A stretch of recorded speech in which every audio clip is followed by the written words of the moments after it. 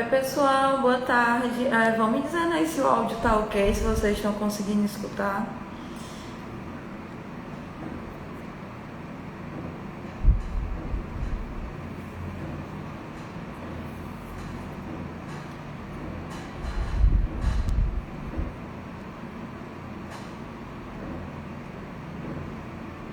Tudo ok, né? Com o áudio, tô só esperando aqui o Dr. Marcelo fazer as...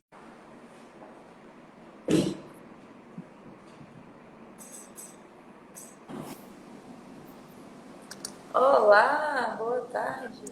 Oi, Larissa, tudo bem? Boa tarde. Tudo ótimo. Como é que tá Acho chegando o que meu áudio aí para você? o áudio tá ok, eu só acho que você tá com a tela assim virada. Ah, então tenho que mexer aqui É, na posição. Espera aí, só um para o segundinho. lado. Tá. Tá. Ok.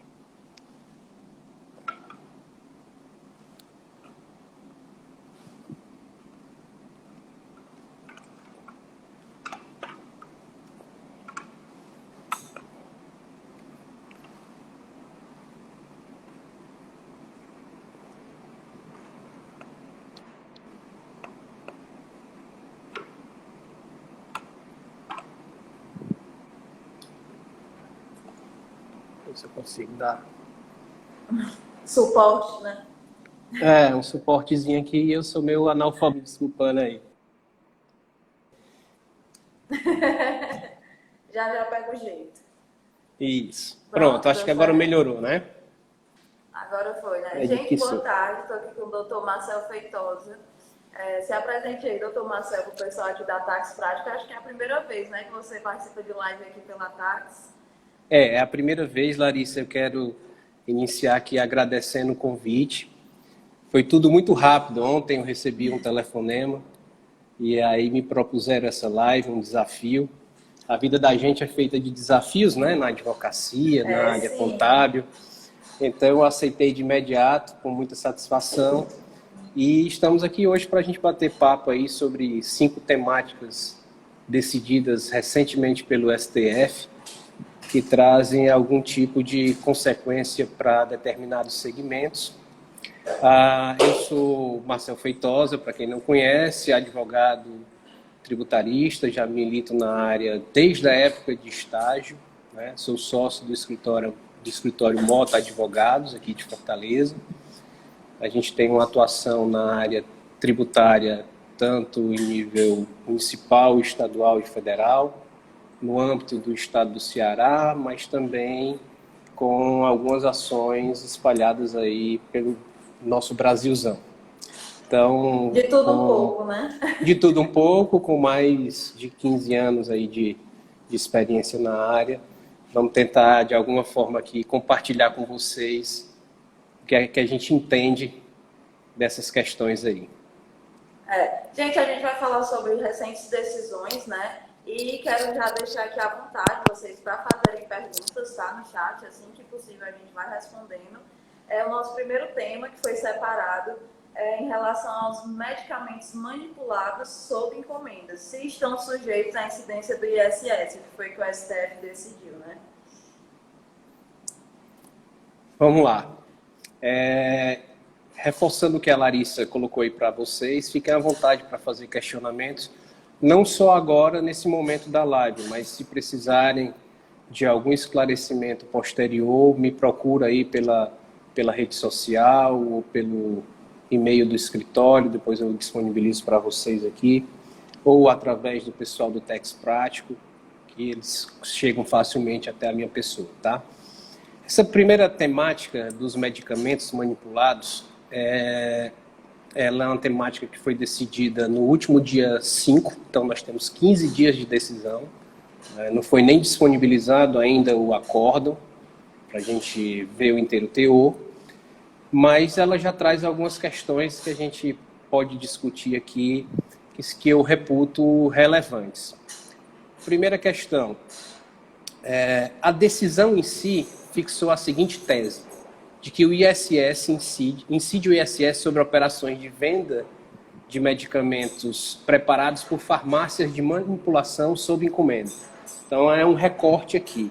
Nós não estamos falando de medicamentos de farmácias convencionais de varejo, estilo as farmácias que a gente vê abrindo a toda esquina, em que em determinadas circunstâncias, todo dia, e que se você passar um feriado prolongado fora de casa, corre o risco de quando voltar ter uma farmácia no lugar da sua residência. Não é dessa farmácia que nós estamos falando. Nós estamos falando daquela de manipulação. Se você vai no médico, o médico te prescreve uma receita e você vai até essas farmácias para que eles possam confeccionar o remédio meio que customizado para você. Por que eu digo customizado? Porque vai ter que fazer a fórmula específica para você.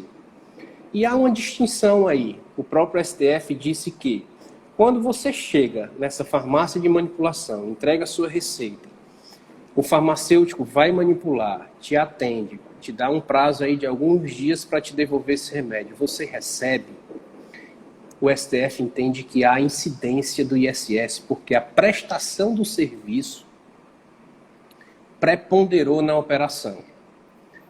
De outra sorte, essas mesmas farmácias de manipulação, elas têm remédios que são procurados com uma frequência muito grande. E aí o que é que eles resolveram fazer na operação?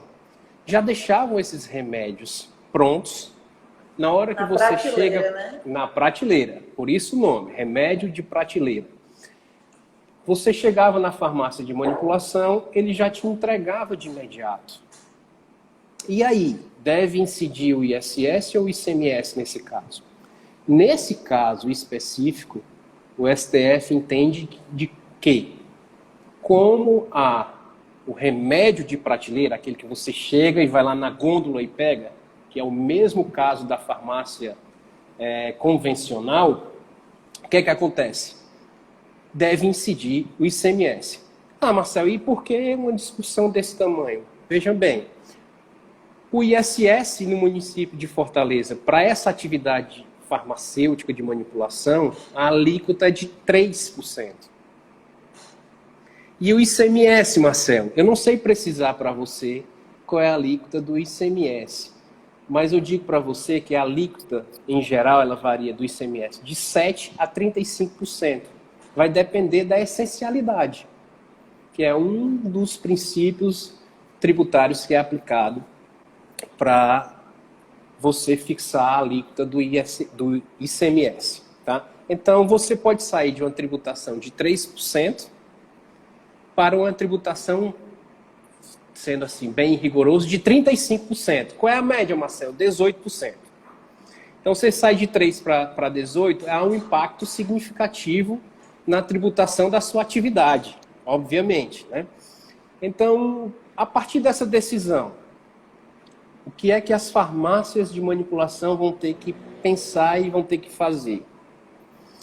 E aí eu trago aqui um viés um pouco mais conceitual, porque, Larissa, eu recebi várias mensagens de colegas advogados, de contabilistas, de estudantes, sabendo da live, e é interessante a gente trazer um pouco de conceito também. Nós temos aqui uma zona cinzenta em que o município e o estado brigam por uma fatia da tributação. Então é uma zona cinzenta. O que é que a Constituição diz? A Constituição diz que se for serviço e tiver listado na lista complementar anexa na lista complementar não, na lei complementar, na lista anexa à lei complementar 116 né? De 2003, que foi a última a nível federal, para a gente não descer a detalhe municipal, o STF ele já tem uma predisposição, se tiver na lista, a entender que a tributação deve ser pelo ISS. Então, vai a arrecadação para o município.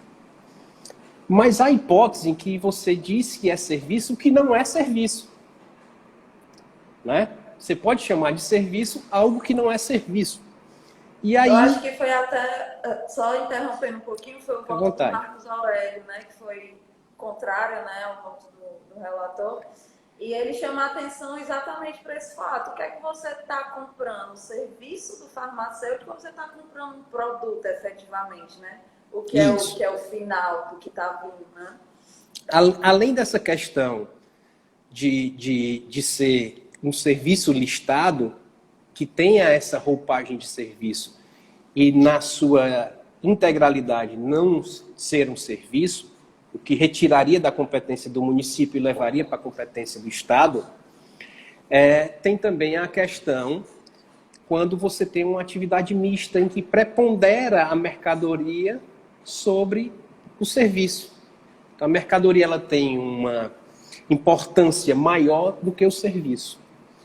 Daí porque, nessas duas circunstâncias, o STF ele vai analisar a operação em si para verificar de quem é realmente a competência, se do município ou do Estado. Então, ele deixou claro que, se você chegar com a sua receita e for customizado o remédio para você, com a dosagem específica, você precisar... O STF não chegou a esse ponto, não falou isso, mas na prática, se você precisar, por exemplo, de alguns dias para receber o remédio, isso significa que ele não é de prateleira.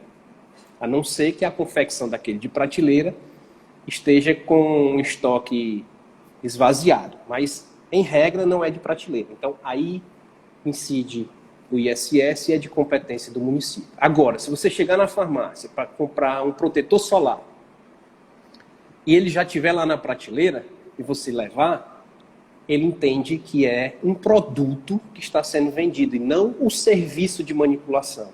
E aí incide o ICMS. Em regra geral, foi essa a decisão. E aí, o que é que a gente pode imaginar que as farmácias devem adotar? Né? O que é que a farmácia vai fazer daqui para frente? Tira essas prateleiras que tem aqui. Uma das opções é retirar esses produtos de prateleira, né? Porque aí você evita que o Estado venha te cobrar a uma alíquota muito alta, ou então você vai continuar vendendo esse produto de prateleira, mas vai precisar, na composição do preço dele, verificar que a tributação dele é maior e fatalmente isso vai influenciar no valor da mercadoria que vai ser repassado para o consumidor final, né? Então, as farmácias vão ter que se adaptar um pouco aí, comercialmente falando, a essas circunstâncias, tá? Mas tem um outro assunto.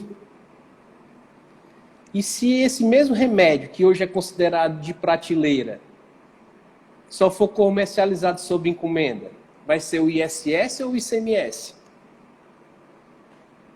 Se voltar, essa é uma provocação. Essa é uma provocação que eu faço. Esse mesmo protetor solar, que você foi lá e comprou imediatamente quando chegou na farmácia de manipulação. Se ele não tiver mais na prateleira, você tiver que encomendá-lo, vai incidir o ISS ou o ICMS? O Supremo não chegou a esse nível de detalhe. Então, é uma questão que fatalmente ainda deverá, na minha visão, ser reapreciada de acordo com como as farmácias de manipulação forem operar daqui para frente o que era de prateleira, né? Então, essas duas opções, recapitulando. O que for de prateleira, ou retira completamente, não vende mais, ou retira de prateleira e só vende mediante encomenda. Se fizer essa segunda opção, será que mesmo assim haverá incidência do ICMS? E até que ponto isso efetivamente vai ser retirado da prateleira, né? Ou vai ficar guardado Mas no assim, estoque, né? ou vai ficar guardado no estoque e a pessoa vai esperar 2, 3 dias para fazer a entrega, entre o pedido e a entrega, para poder ter uma tributação mais favorecida, né? O ISS vir para o ISS.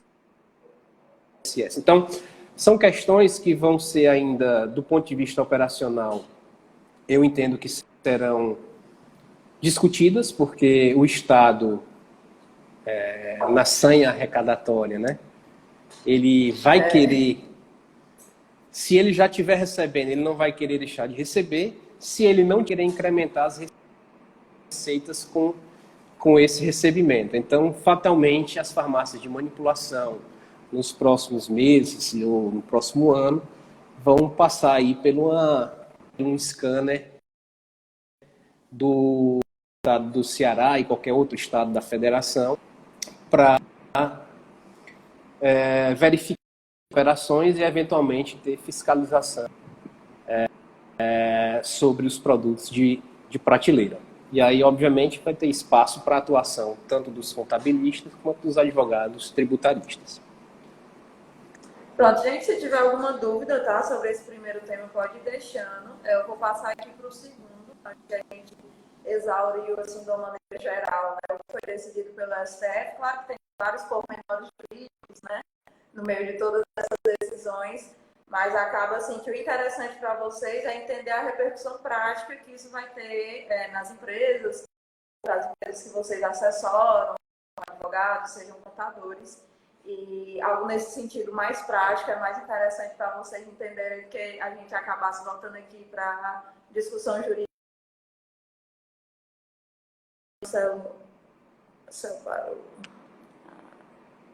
Só um instantinho, gente, que caiu aqui a conexão do Dr. Marcelo. Só aguardar ele voltar.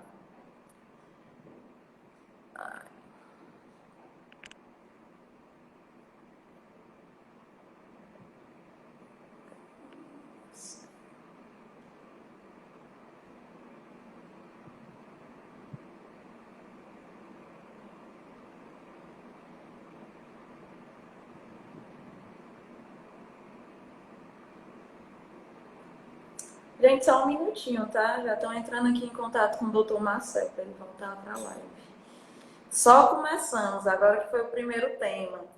Nosso próximo tema, né, esperando que ele entrar, é em referente à imunidade do ITBI, que o STF decidiu recentemente que ela não alcança imóvel de valor maior do que o capital social da empresa, certo? Vai ser o nosso próximo tema.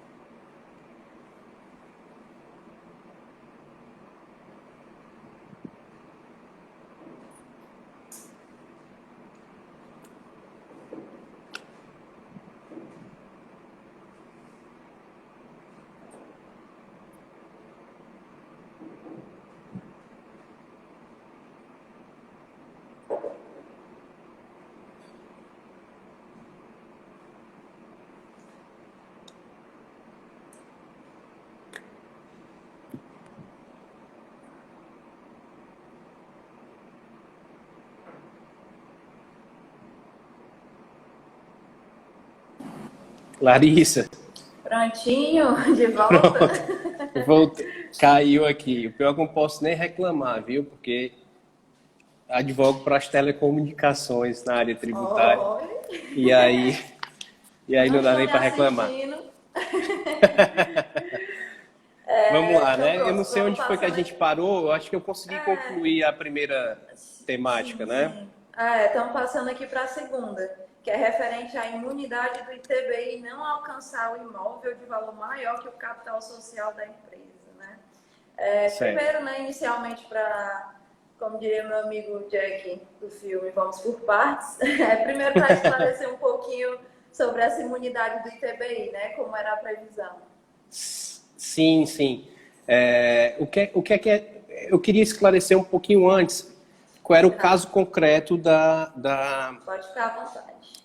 Da matéria decidida, porque aqui a gente vai ter um pouquinho mais de densidade na análise, porque a gente vai na discussão, porque a gente tem aqui a matéria contábil, obviamente, tem a matéria societária e tem a matéria tributária envolvida, né? Então, pelo que eu recordo aqui, os valores envolvidos eram mais ou menos o seguinte: os sócios de uma sociedade, de uma empresa tal, eles definiram que queriam integralizar o capital social de R$24 mil, tá? E integralizar esse capital com imóveis, salvo engano, 16 ou 17 imóveis. Quando foi feita a avaliação desses imóveis, eles representavam 700 e poucos mil reais. Aliás, 800 e poucos mil reais. Então ficava uma diferença de 770 e poucos mil reais, e essa diferença ela ficou numa conta de reserva de capital, tá? E aí, o que é que a Constituição Federal diz sobre essa questão da isenção do ITBI, né? Da não incidência, que, né, na verdade, tecnicamente, não é nem uma isenção, é uma não incidência, né? A gente chama de isenção, mas trazendo a previsão na Constituição, pelo hábito, mas e pode ser considerado a isenção também porque a própria lei complementar ela traz essa previsão. E aí, estando na lei complementar, é isenção. Mas estando na Constituição, a gente prefere chamar de não incidência e até mesmo de imunidade, é mais correto tecnicamente, tá? Então, esse era o caso prático. O que é que a Constituição diz em linhas gerais? Estou falando em linhas gerais porque é impossível lembrar ipsiliteris de cabeça como é o texto, e eu costumo sempre dizer que o operador do direito, ele não precisa decorar as coisas, ele precisa saber que existe. E aqui vai uma dica para os estudantes. A gente não precisa decorar o artigo, nem saber de cabeça o texto do artigo. A gente precisa saber que existe, que ele tem harmonia com todo o sistema, a gente tem que procurar essa harmonia, e saber interpretá-lo, né? Então, de sorte que o que é que a Constituição diz? Que não incide sobre a transmissão de bens ou direitos incorporados ao patrimônio de uma pessoa jurídica em realização de capital, nem sobre transmissão de bens, direitos, decorrente de fusão, incorporação, cisão ou extinção de empresa, tá?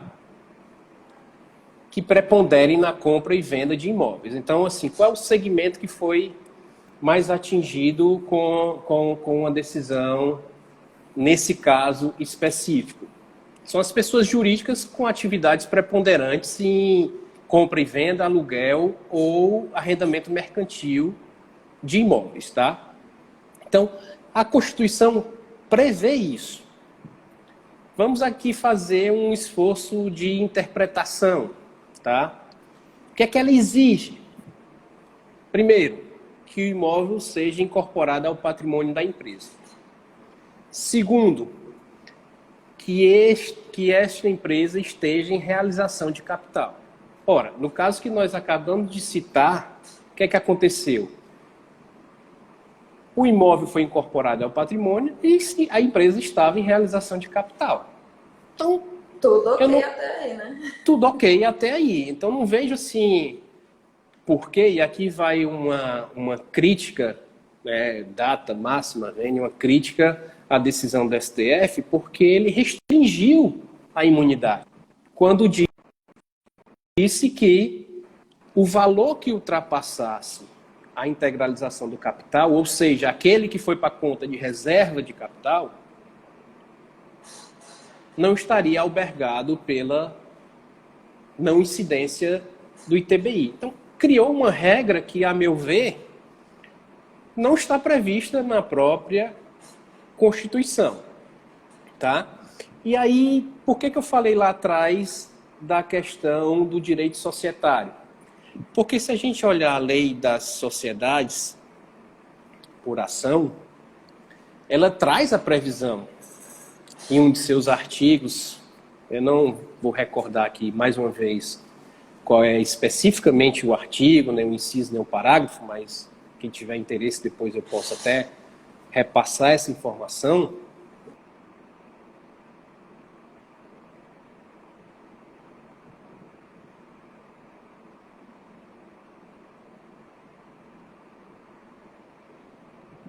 O escritor de capital das ações, que atende perfeitamente tanto essa primeira exigência quanto a segunda exigência.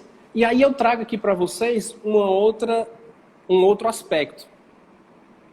O intérprete, na interpretação do direito tributário, da legislação tributária, quando ele está definindo ou limitando competências, ele pode alterar o significado de institutos do direito privado?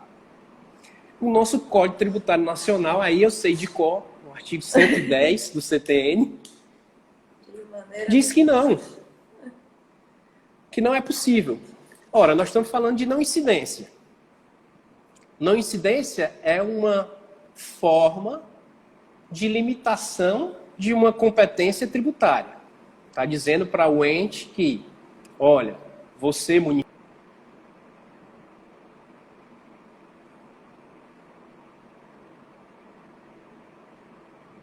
você não pode cobrar o ITBI. Então, é uma limitação ao poder de tributar. Então, a minha crítica é que nós temos uma previsão na lei de sociedades que permite fazer essa integralização do capital e jogar na conta de reserva de capital. É uma operação contábil tranquila, pacífica, dentro das normas contábeis, né? Lícita, né? Representa altamente utilizada, faz parte de planejamentos tributários. É muito comum se fazer planejamento tributário em rendas sobre imóveis, utilizando esse tipo de operação, incorporando capital, para transferir para herdeiros sem precisar pagar imposto de doação, para transferir para a empresa.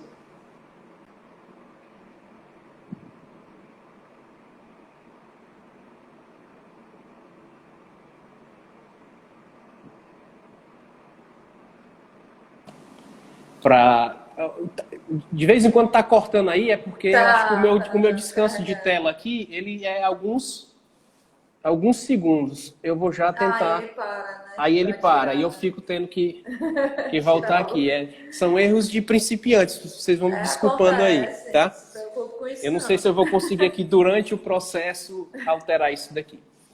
Mas de forma que a minha crítica vai nesse sentido. E isso foi pontuado por alguns ministros. Foi pontuado pelo Marco Aurélio, foi pontuado pelo Fachin, pelo Lewandowski e pela ministra Carmen Lúcia. Mas o voto vencedor foi do ministro relator Alexandre de Moraes, que fez essa interpretação. Não foi de toda ruim para o contribuinte. Tá ficando louco, Marcelo? Não foi toda ruim? Não, às vezes a gente fica adstrito simplesmente ao enunciado da tese ou à ementa do acórdão. Eu digo sempre, é importantíssimo você verificar o inteiro teor para você complementar aquelas informações com o racional da decisão. E faz parte da decisão. A motivação, né? A motivação faz parte da decisão. Né? Principalmente quando... Exato, Larissa. Principalmente... É muito como a gente vê no mundo do direito, né? Que o pessoal Isso. aplica as teses a Isso. coisas que não são aplicáveis. É normal demais, porque não lê o voto todo, não entende o que Exatamente. é que originou aquilo, né? E se apega Até para isso, até para você fazer um recurso para os tribunais superiores, STJ e STF, nós temos que ter cuidado para fazer o distinguish, né? Que é exatamente comparar o que é comparável, né? E demonstrar que há diferença em algumas comparações. E aí o inteiro teor serve exatamente para isso. Principalmente, como eu ia dizendo, quando você tem uma dúvida sobre a interpretação que vai ser feita daquela decisão. Aí ele é fundamental. Tá? Por que eu estou dizendo isso? Porque o próprio relator, em um lance que eu reputo assim, inesperado, na parte final do dispositivo, eu até, nesse caso aí, eu até transcrevi aqui para passar para vocês com maior precisão. Vou ler aqui e pedir licença a vocês para fazer a leitura disso daqui. O que foi que ele falou na parte final do dispositivo? Aspas. Salvo se, nesses casos, a atividade preponderante do adquirente for a compra e venda desses bens ou direitos, locação de bens imóveis ou arrendamento mercantil. Apenas as transmissões decorrentes de fusão, olha só como é importante, a ressalva, incorporação, cisão ou extinção de pessoa jurídica, afirmando ser incondicionada a imunidade, a parte que eu acho que a gente tem que fazer um recorte aqui, que a decisão não foi de toda ruim. Né? A imunidade dos imóveis entregues em subscrição de capital, qualquer que seja a atividade da empresa destinatária. Ou seja, ele limitou a essas operações societárias. Então, se você estiver fazendo uma operação de integralização de capital através de imóveis que resulte em um valor que vá para a reserva de capital, mas que essa operação não seja de incorporação, cisão, fusão ou extinção, a imunidade ela é ampla. Está liberada. Por que eu estou fazendo essa interpretação? Porque eu fui ler o inteiro teor. E o voto do ministro fez essa ressalva. Então, se a gente pegar só a tese fixada no tema de repercussão geral, você não consegue chegar a esse nível de detalhe para fazer o recorte. Concorda comigo, Larissa? Demais, com certeza. Então, daí aqui fica... Procure as notícias que saíram, se alguma tem essa informação. Aí o que é que eu diria para você? Então, eu até destaquei aqui para fazer a leitura, porque eu achei interessante.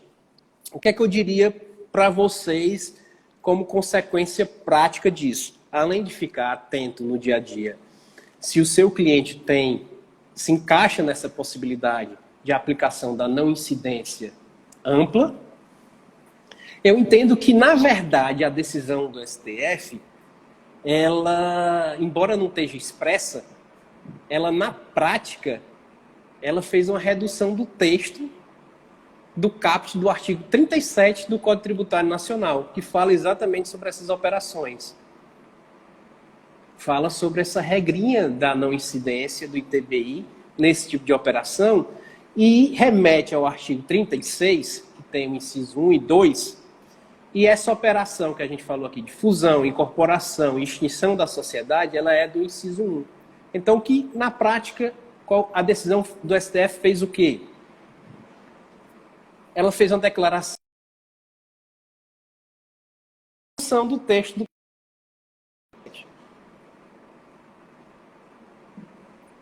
Essa é a interpretação que eu faço da decisão em comento. Não sei. Bem interessante, inclusive. Não sei se ela vai ter ressonância, mas eu acredito que tenha bases sólidas, doutrinárias para defendê-la, tá? Aí eu não queria parar só por aqui, por isso que eu disse que esse tema ele tem uma densidade um pouco maior do que o primeiro que a gente tratou. Além do que o STF disse, eu queria falar um pouquinho com vocês sobre o que ele não disse, que também é importante. Que ficou nas entrelinhas que ninguém viu. O silêncio. Por que eu estou falando isso?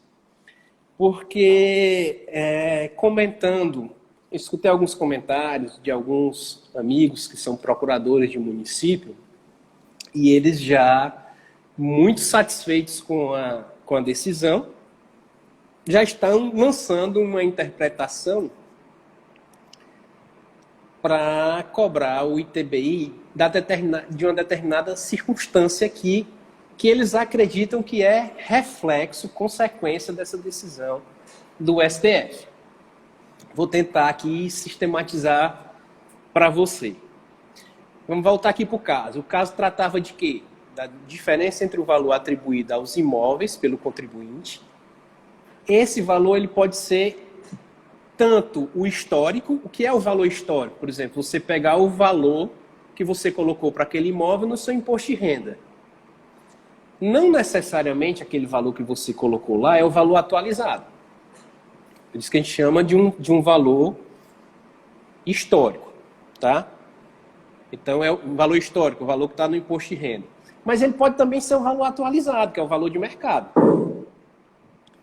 E ele vai fazer essa correspondência com as cotas ou com as ações. Cotas se for sociedade limitada e ações se for sociedade anônima. O STF tratou disso daí. O STF não tratou da diferença entre o valor cadastral. Olha aqui, eu estou trazendo um outro conceito. Valor cadastral. O que é o valor cadastral? O valor venal. O valor que está no cadastro tributário definido pelo município. Tá? O famoso então, IPTU, né? O princípio isso. O IPTU, você tem um valor venal para o IPTU e você tem um valor venal para o ITBI. Não necessariamente eles coincidem. Essa é uma outra confusão. Mas o que eu queria dizer para vocês era diferenciar isso. Então, e o valor histórico dos imóveis. Por que eu estou trazendo isso? Porque quando o contribuinte adota o valor histórico e integraliza, esse valor histórico ele tem a exata expressão do valor nominal das ações. Tá? O que é que os procuradores do município com quem eu conversei sobre a temática estavam querendo fazer? Eles estavam imaginando o seguinte: ora, se você vem com esse valor histórico inferior ao valor venal, você está deixando de levar a tributação do ITBI. Só que, e aí eles veem brecha para vir cobrar essa diferença de ITBI. Só que nós temos que trazer aqui a reflexão que a previsão para que você utilize o valor histórico para integralização de capital social, ela é uma previsão, inclusive, da Lei 9.249 de 95, que trata das questões da tributação no âmbito federal.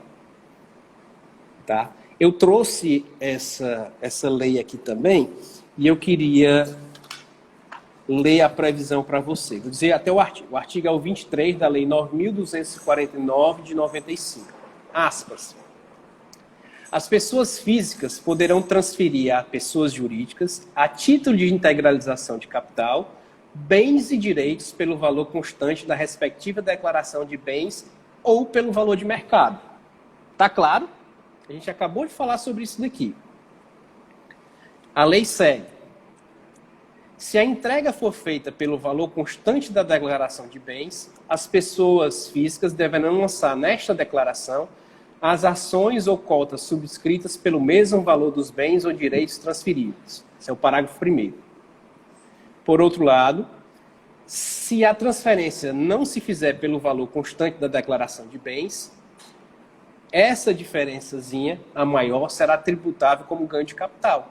Quando você vai fazer a sua declaração de imposto de renda, isso fica muito claro, né?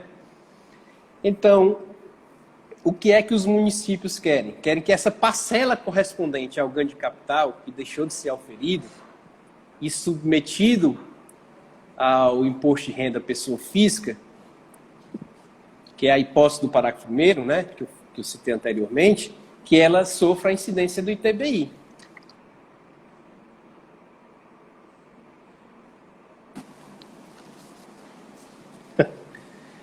Simples assim, né?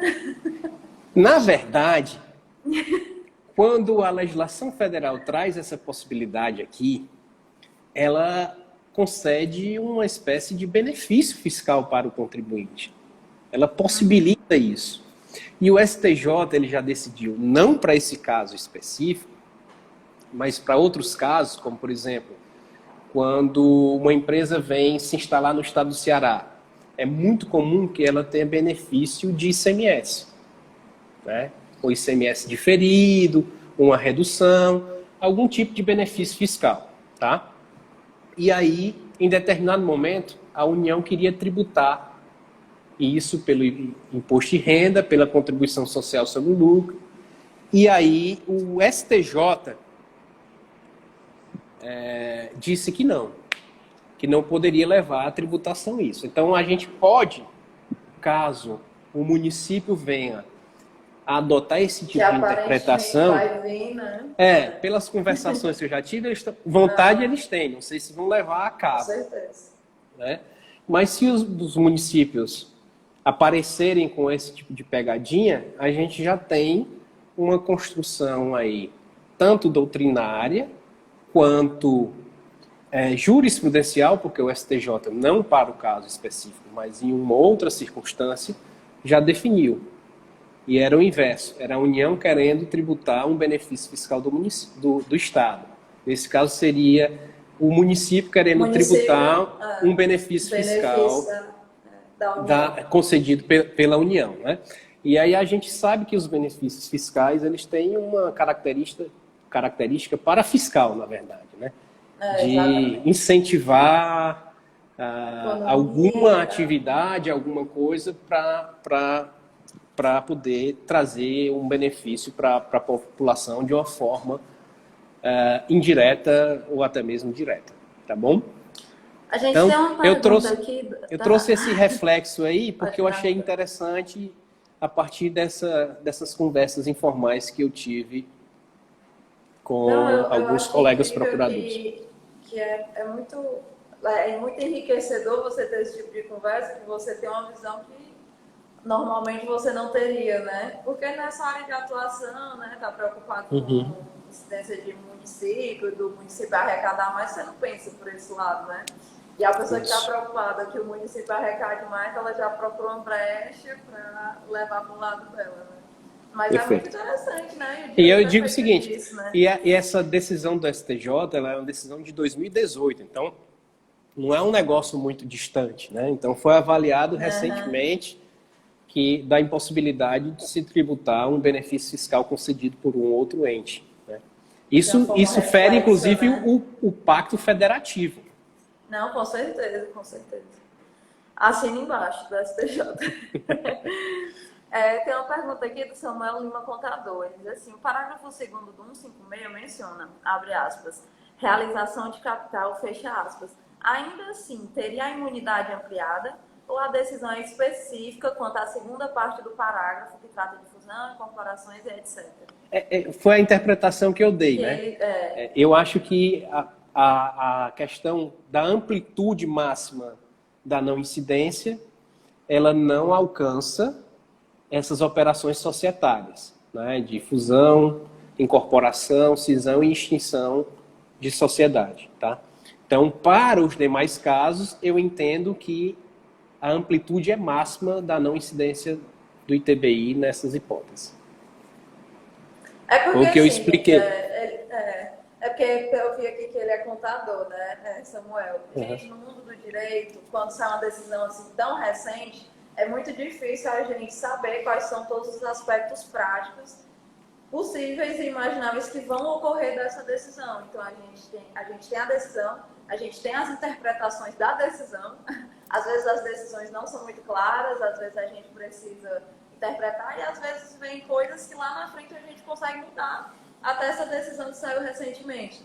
Então, essa é a interpretação que o doutor Marcel deu. Outros advogados talvez não dê essa interpretação, talvez o judiciário acolha, talvez o judiciário não. A gente vive numa incógnita, né? Infelizmente.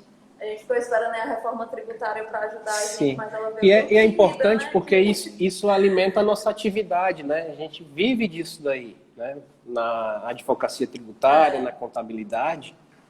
A gente vive de tentar, né, conseguir interpretar da melhor forma possível para o cliente as decisões, né? Obviamente que tendo o cuidado de alertar para os riscos assumidos de acordo com o perfil do cliente, se for mais arrojado, se for mais conservador.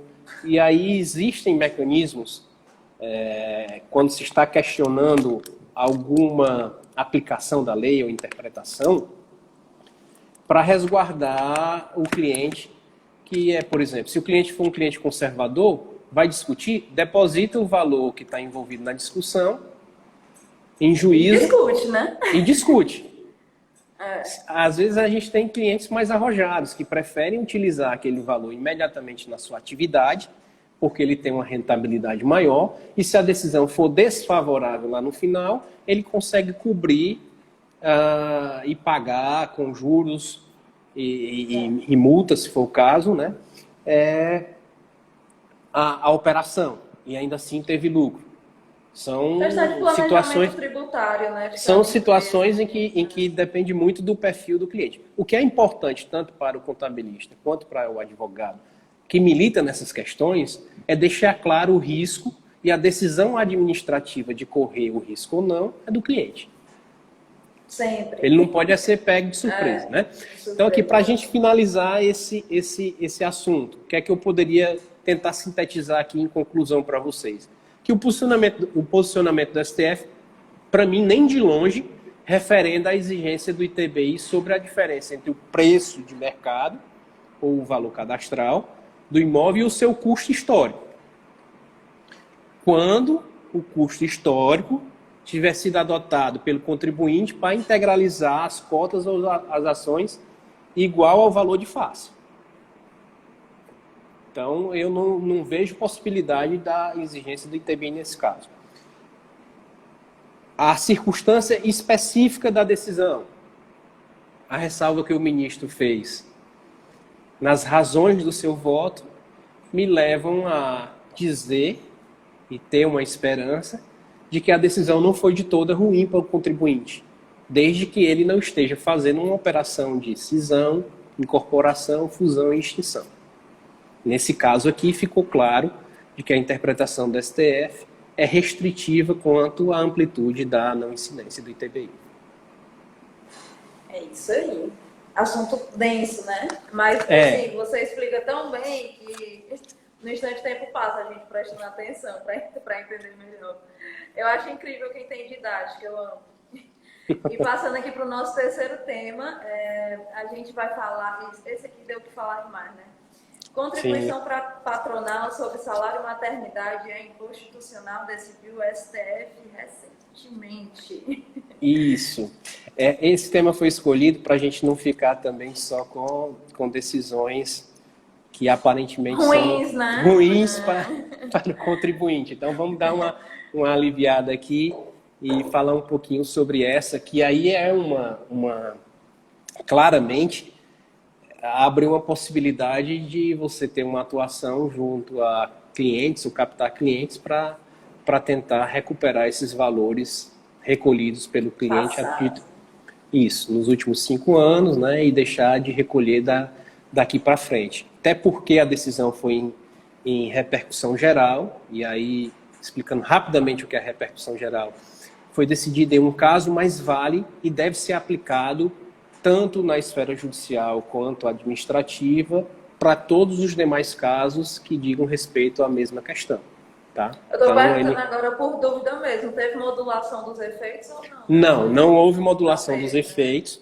A Larissa fez uma pergunta relevante e interessante. Pelo menos até agora não houve modulação dos efeitos, porque às vezes a Fazenda vem, faz o pedido em barra de declaração e aí... O que é modulação dos efeitos? Modulação dos efeitos é o seguinte, o STF diz, olha, o salário de contribuição, o salário maternidade, a contribuição previdenciária sobre o salário maternidade é inconstitucional. Pronto. Mas só vai ter direito a receber de volta quem já ajuizou as ações. Então, se você quiser ajuizar a ação, você não recebe os 5 anos para trás. Você só vai deixar daqui para frente de recolher. Então, a modulação dos efeitos acaba que é uma decisão política, né? É uma decisão política, ela tem previsão legal, obviamente, mas ela é uma decisão que leva em consideração o impacto da decisão judicial no orçamento do ente. Quando eu digo ente, é do município, do estado ou da União. Então, como muitas vezes as questões tributárias trazem valores vultuosos, essa foi uma alternativa encontrada para que não sangre o ente federado, a União, Estado ou município, a ponto de que ele se torne inviável a restituição dos valores pagos indevidamente. Tá? O que é que a gente poderia falar sobre essa questão? Ela é uma questão mais simples, tá? Quais são as hipóteses de concessão, os fatos geradores do salário contribuição? É importante falar.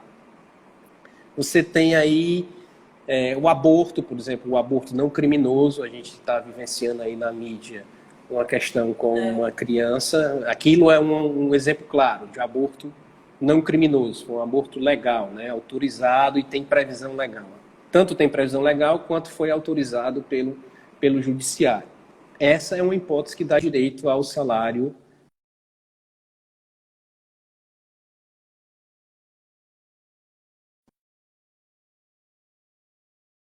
né, que já é tirado da barriga da mãe, morto, ou poucas horas depois do parto já vem a falecer, né? Essas são circunstâncias que dão direito ao salário maternidade, que pode ser requerido tanto da empresa, quando você está no regime de CLT, quanto da Previdência Social. Que foi que o STF entendeu bem. O ministro Barroso é o relator desse caso, ele fez um histórico do salário maternidade e trouxe desde a época em que ele era considerado parte do salário, tinha natureza remuneratória, até os dias de hoje que ele entendeu como uma natureza previdenciária, né? Não remuneratória. Benefício previdenciário, né? De benefício previdenciário, não remuneratório. Essa distinção ela é fundamental, porque a gente sabe que a contribuição previdenciária ela incide sobre o salário e contribuição. Então, se você caracteriza uma determinada remuneração como salário, fatalmente ela vai estar na base de cálculo da contribuição previdenciária. Então, a discussão girou em torno disso. A partir do momento em que você diz que aquela remuneração ela é indenizatória ou previdenciária, como no caso, ela já sai do campo de incidência, da hipótese de incidência da contribuição previdenciária patronal. Então, foi isso que o STF entendeu. Para você ter ideia, se estima que com essa decisão a União vai deixar de arrecadar 1,2 bilhões por ano. Então, aí o impacto no orçamento. De onde é que vocês tiram isso, Marcelo? Porque na lei de diretrizes orçamentárias tem a previsão de arrecadação com esse tipo de receita. E aí você já visualiza. Então, abre-se uma oportunidade de você buscar recuperar a contribuição previdenciária que incidiu sobre o salário maternidade aí das empresas durante os últimos 5 anos. O valor do salário maternidade ele vai variar de um salário mínimo até, no regime de previdência, ao teto da previdência. Então tem uma variação grande. O tempo de utilização do salário maternidade vai de 14 dias a 120 dias. Então você está vendo aí que há um espaço, se você pegar uma empresa com muitos trabalhadores... Campo fértil. Um campo fértil, com muitos trabalhadores que saem porque tiveram filhos, né? Ou adotaram, ou passaram por algum procedimento de aborto. Se você pegar uma empresa que tem inúmeros funcionários, fatalmente você vai ter presente essa contribuição para o salário maternidade, tá? Então, basicamente, é isso daí. Eu queria trazer duas circunstâncias, uma de ordem formal, que foi analisada pelo STF, e outra de ordem material. A de material achei extremamente interessante e vale a pena a gente tratar também aqui pelo rapidamente. Barroso, né? Eu também achei incrível. Eu gosto do Barroso. Então, Porque... do ponto de vista... do ponto de vista formal, eu gosto porque o que eu foi... acho interessante as decisões dele, né? Mas tem vezes que você olha assim, rapaz... Então, assim, do ponto de vista formal, o que é que a gente tem? A gente tem a previsão no artigo 195.1, a linha A da Constituição Federal, né? Que a Seguridade Social vai ser financiada com contribuições, né, incidentes sobre a folha de salário e demais rendimentos a qualquer título, tá? Que são pagos à pessoa física que prestem serviço a empregador. Isso mesmo sem vínculo empregatício, tá? E aí a base de cálculo da contribuição previdenciária tem essa natureza remuneratória, como eu falei anteriormente. Foi o que aconteceu. A Lei 8212 de 91, ela trouxe a previsão de que o salário maternidade compõe o salário de contribuição. Quando ela traz a previsão e a gente percebe que o salário maternidade ele não tem a natureza remuneratória, ela está dando uma natureza a algo que não tem. Então, do plano de vista formal, que a Constituição não deu. Do plano de vista formal, o que é que houve? Criou-se uma nova hipótese de incidência. Só que não se pode criar pela legislação federal. Uma legislação, se ela está indo de encontro à previsão constitucional. Daí porque houve a declaração da inconstitucionalidade sobre esse aspecto formal. Qual é a outra parte do acordo que eu disse que achava interessante e acho até mais interessante do que essa pela inovação? É a parte material. O ministro Barroso ele desenvolveu nesse aspecto aqui o voto dele com base na igualdade de gênero. Olha que coisa interessante. Ele avaliou e decidiu que quando você joga o salário maternidade como na base de cálculo da contribuição previdenciária patronal, de alguma forma você está afastando a contratação de mulheres em empresas. Porque você estaria onerando o empregador. E isso é a igualdade de gênero. Então ele trouxe essa previsão dele e disse que essa distinção também traz um caráter material de inconstitucionalidade. Porque a declaração da inconstitucionalidade, a meu ver, ela diminuiu a discriminação entre homens e mulheres no mercado de trabalho. Então, ela tratou da igualdade de gênero. Eu achei fantástico trazer para uma interpretação do ponto de vista tributário também essa questão principiológica, né? Esse aspecto material, tão importante, da Constituição. Tão importante quanto. Então, fica aqui o meu registro e a ressalva de que isso também é inovador. Tá bom? Então, é uma decisão relevante, não só do ponto... Tá. Só para concluir, Larissa, é uma decisão relevante não só do ponto de vista técnico, mas também do ponto de vista social. É porque eu recebi um aviso aqui do Instagram que isso aí só permite 1 hora de live, né? Eu vou encerrar essa e vou abrir outra pra gente finalizar falar sobre os outros que faltam, tá? Tá bom, Kim. Perfeito.